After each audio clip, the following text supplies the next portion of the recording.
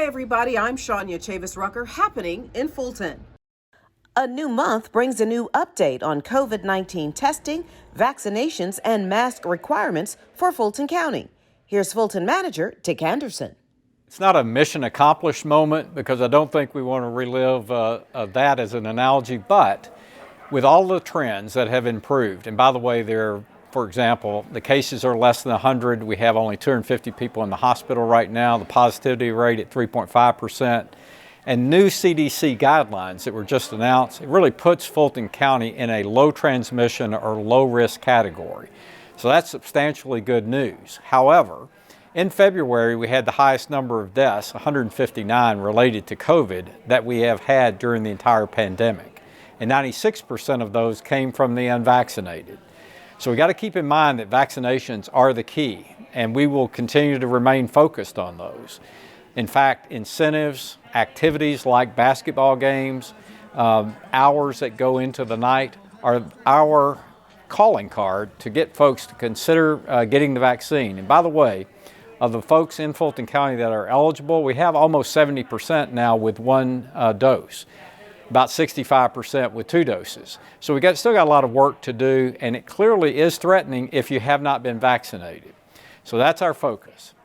But we have recently announced major programs to support our small business as well as workforce development. So over $7.9 million in investment, both for small business loans, which could benefit as many as 70 businesses, workforce development that could benefit as many as 800 folks, a unique partnership with the South Fulton Chamber that will consult with small businesses, as many as 300 of them, to really get started back into the economy as it begins to come back and grow.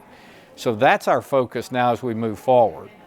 In addition to that, of course, we have traditional programs like $5.6 million that we're investing in safety net programs with community service providers, a new program for veterans that will be approximately $1 million that we'll be distributing.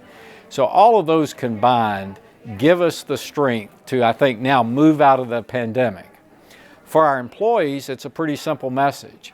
We're still cautious, but now we're optimistic. And being in a low transmission category allows us to change our posture.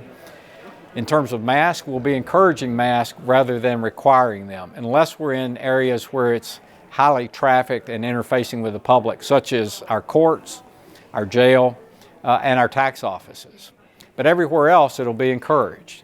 In addition to that, our vaccine test program will move to one that encourages our employees being vaccinated, but doesn't require a test on a weekly basis.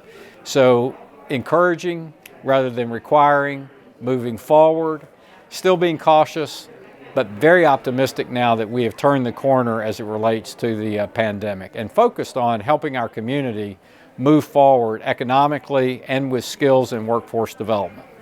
Well, I guess final thoughts are 2. This has been a long road, obviously, but one that we've tried our best to manage effectively, support our communities, communicate with citizens, and I think in the end did do a very good job at suppressing the virus from a level that when we started was almost twice the state average in the state of Georgia, but came in under that. So that's, again, an accomplishment that we all share together.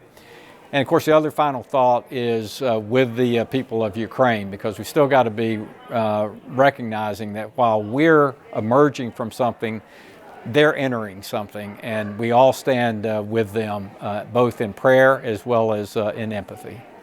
That's just some of what's happening in Fulton. To stay connected, check us out on Facebook, Twitter, and Instagram. You can also see us on our YouTube channel, so do us a favor and subscribe.